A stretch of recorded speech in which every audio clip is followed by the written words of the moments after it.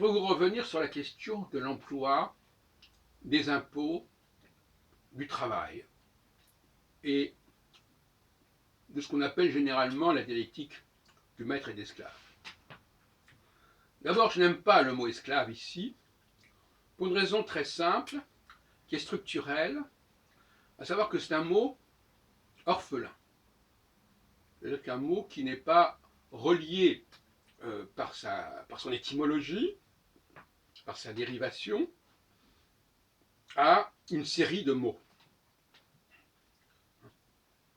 Alors que le mot serviteur, voire le mot domestique, mais moins, le mot serviteur est un excellent mot, un mot d'une très grande richesse de connexion. D'abord, le verbe servir est un mot extrêmement intéressant. Ça sert à quoi? Ça veut dire aussi se servir de, mais ça veut dire aussi servir quelque chose, quand on dit madame est servie, ou desservie d'ailleurs, pour les desserts. Et donc, il n'y a pas photo. Pas photo. C'est pour ça que j'ai décidé désormais d'employer le mot servant plutôt que le mot esclave, qui renvoie d'ailleurs au peuple slave. C'est pas très heureux de toute façon. Et oui. Donc, arrêtons cet emploi du mot esclave, qui ne veut rien dire, qui est anachronique. On va dire que l'esclavage est terminé, etc. Alors qu'en réalité, on sait très bien que le fait de servir est un phénomène qui a toujours existé et qui n'est pas lié ni géographiquement ni historiquement à quoi que ce soit. Donc, servant, c'est un mot qui existe aussi bien en français qu'en anglais, et qui est même plus utilisé en anglais, parce qu'on dit The Servant. The Servant, c'est le fameux film avec Dirk Bogarde. Je crois que c'est un film de Losey d'ailleurs. Et par conséquent, c'est beaucoup plus intéressant de parler. Alors le maître aussi, bon, le maître c'est la maîtrise, c'est voilà, donc c'est maîtriser. Il y a quelque chose quand même qui est assez riche, on pourra en trouver d'autres peut-être plus intéressants. Mais en tout cas, il faut absolument arrêter, servir, ça renvoie d'ailleurs à conserver, à préserver, à observer. Celui qui observe, c'est celui qui respecte la loi, l'observance des commandements, dit-on par exemple chez les Hébreux, chez les Juifs. Celui qui conserve, c'est-à-dire qui garde, qui protège. Bon, peu importe. Servir, ça correspond à, dans mon échelle, dans ma pyramide, qui n'est pas celle de Maslow, qui est la pyramide de Heilbronn, si on veut, au niveau 3 et 4, c'est-à-dire à la fois les personnes qui servent les machines, qui se servent des machines, et les machines elles-mêmes qui servent, qui fonctionnent. C'est-à-dire servir peut être un synonyme tout à fait heureux de fonctionner.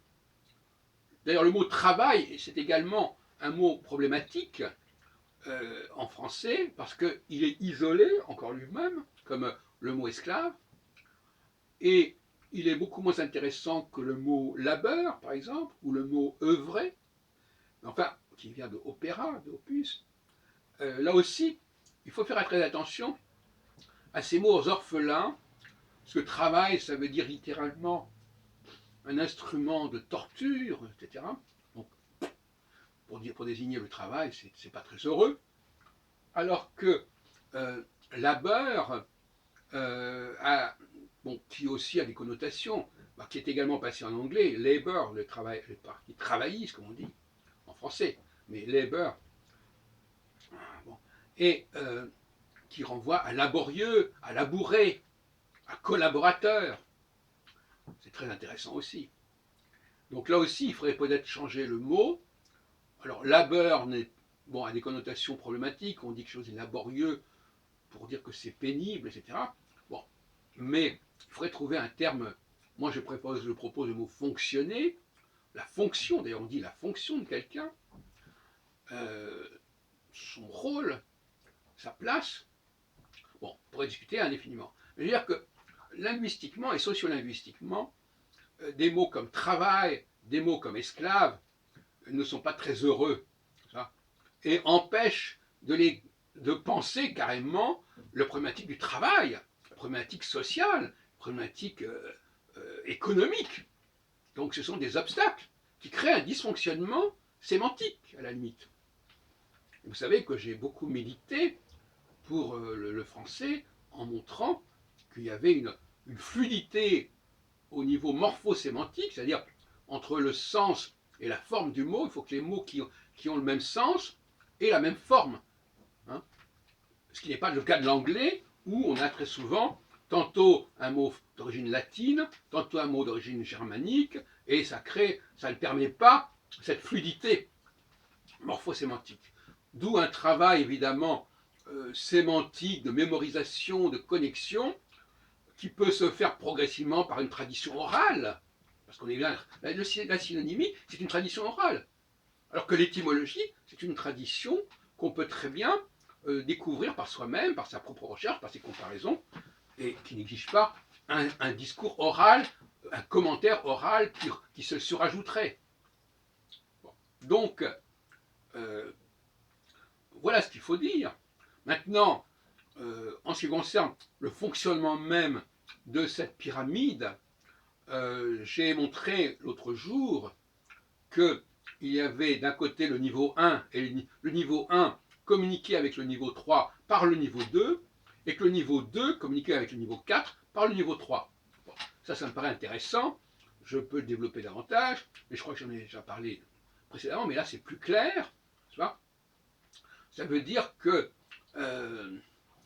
on peut pas, le niveau 1 ne peut pas communiquer directement avec le niveau 3. Pour une raison très simple que vous allez comprendre tout de suite, c'est une question sensorielle, si on prend une analogie sensorielle. Le niveau 1 est dans le domaine de la parole. Ce sont des gens qui sont en quelque sorte aveugles, mais qui parlent. Alors que le niveau 3 sont des gens qui sont sourds, mais qui ne sont pas aveugles. Donc par conséquent, pour que le niveau 1 communique avec le niveau 3, il faut qu'il y ait un niveau intermédiaire, niveau 2, qui traduise la parole du niveau 1 dans l'écriture du niveau 3. Et inversement, le niveau 2 ne peut communiquer avec le niveau 4, qui est le niveau de la machine, que par le biais des serveurs, des servants, qui constituent le fondement du niveau 3. Donc il y a tout un ensemble de choses à respecter, toute une hiérarchie, comme on dirait d'autres, il faut suivre la procédure en quelque sorte, et on ne peut pas sauter les étapes, on ne peut pas se passer des étapes. Sauf que, jusqu'à un certain point, il semblerait qu'il y ait une tendance à passer directement du niveau 1 au niveau 4, par le biais d'une technologie de plus en plus sophistiquée. C'est-à-dire que le créateur, le penseur, pourrait directement se connecter, se travailler avec la machine, sans passer par les niveaux 2 et 3, qui sont des niveaux intermédiaires en quelque sorte, puisque 2 est intermédiaire entre 1 et 3 est intermédiaire entre 2 et 4. Donc ce sont des niveaux qui sont menacés et qui en même temps ne sont pas complètement aujourd'hui activés pleinement comme il faudrait. Donc par conséquent, c'est là le véritable enjeu. Je vais penser un peu comme Jacques Attali, enfin dans son style, je n'ai pas dit que j'allais avoir les mêmes conclusions. Si on veut faire les prophéties, le risque c'est de l'enjeu d'un niveau 1 et 4 qui se connectent, par-dessus le dos des niveaux 2 et 3 qui seraient en quelque sorte mis sur la touche, presque éliminés. Vous imaginez les conséquences sur le plan du travail, sur le plan de l'emploi. Bon. Ce sont des prophéties, les 2 et 3 sont des positions relativement ingrates. Parce que finalement, il y a le point de départ, le 1, le point d'arrivée, le 4, et puis il y a une chaîne d'intermédiaires. Et on sait très bien, par exemple, qu'aujourd'hui, un écrivain, un penseur plutôt, va pouvoir par lui-même écrire, par lui-même utiliser l'ordinateur. Il n'aura donc besoin ni d'un scribe pour transcrire ce qu'il a à dire, ni d'un fonctionnaire qui va faire marcher la machine. Hein. Donc, on a là quand même une énorme partie. Finalement, on arriverait à une humanité où il y aurait une toute petite minorité, toute une petite quantité de créateurs au niveau 1, entourés de machines. Et la grande majorité de l'humanité, qui serait de niveau 2 et 3, serait sur la touche et inutile. Donc ils ont comme intérêt, ces gens-là, à jouer le jeu correctement, à ne pas aller trop loin dans leurs revendications, ne pas se prendre, les gens du niveau 2 ne doivent pas se prendre pour le niveau 1, les gens du niveau 3 ne doivent pas se prendre pour le niveau 2, etc. etc. Et ça vaut notamment un avertissement pour les femmes, qui ne restent pas à leur place, qui veulent monter, et elles veulent monter pourquoi? Parce que justement, il y a la pression du niveau 4 qui se développe, qui bouffe leur qualification, et ça crée un reflux vers le haut, non pas vers le bas, mais vers le haut. C'est un nivellement vers le haut, si on peut dire, mais c'est très relatif comme processus. Et voilà, donc il y a une grille de lecture très intéressante qui fait qu'aujourd'hui, il y a un dysfonctionnement économique, fiscal, qui se profile, qui est déjà assez palpable, n'est-ce pas? Et qui fait que